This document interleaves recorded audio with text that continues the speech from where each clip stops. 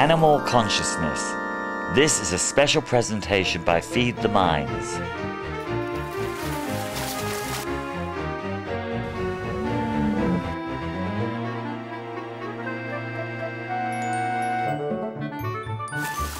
Our task must be to free ourselves by widening our circle of compassion to embrace all living creatures and the whole of nature and its beauty.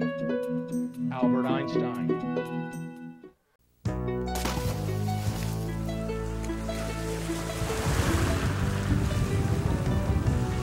Oh, beautiful!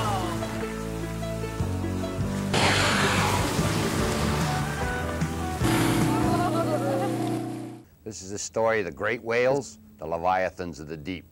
It's a sad story and a happy story. For so long, the whales were killed for their meat and their oil, and then along came the idea that we should educate the public, that maybe this would save them. The idea for whale watching was born, and not one where we concentrated on the adult population or something of that sort. Look at the children. We could just get one generation and educate that one generation as to the value of these animals and to their greatness. Whales are marine mammals of the order Cetacea, which includes dolphins and porpoises.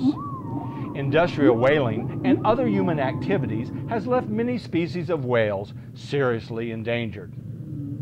John is considered to be the founding father of whale watching in California, and especially here in Southern California.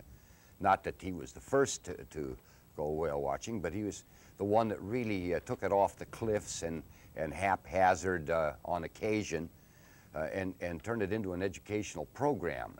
So let's hear what it's all about and how it got started. And here is John Olguin.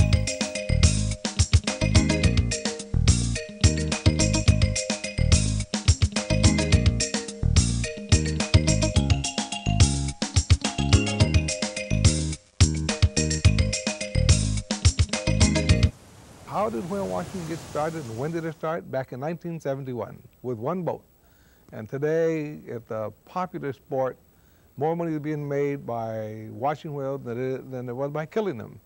In 1938, they were put on the endangered species list, and by mutual agreement, because the International Whaling Commission was not formed, of all the countries in the world, they agreed not to kill the Pacific gray whale. And it's made a fantastic comeback.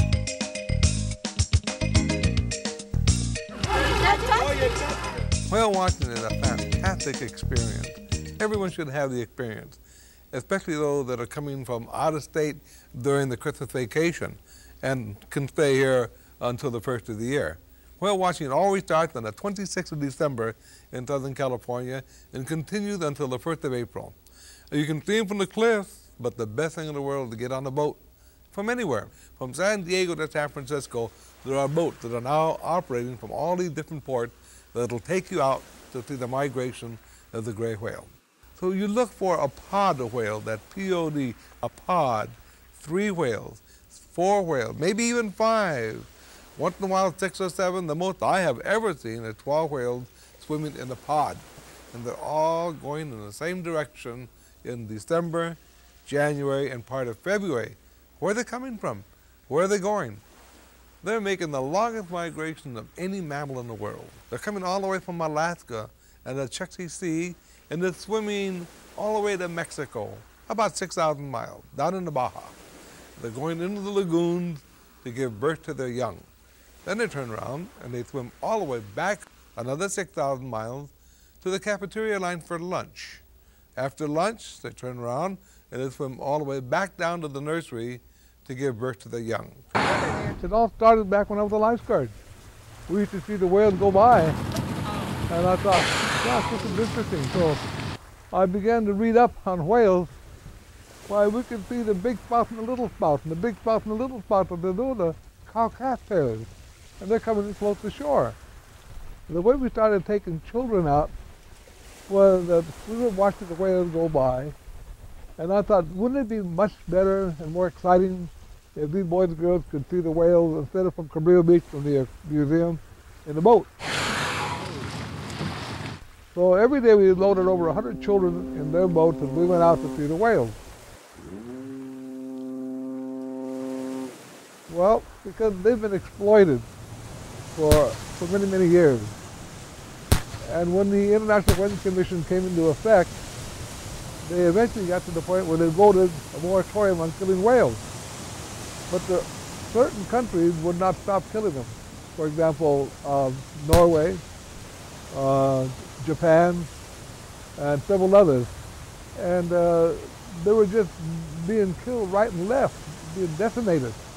And so I helped organize the American Cetacean Society. And the idea of the society is that we want to preserve whales, dolphins, and porpoises, and all other marine animals, but especially the cetacean, that we have to preserve them.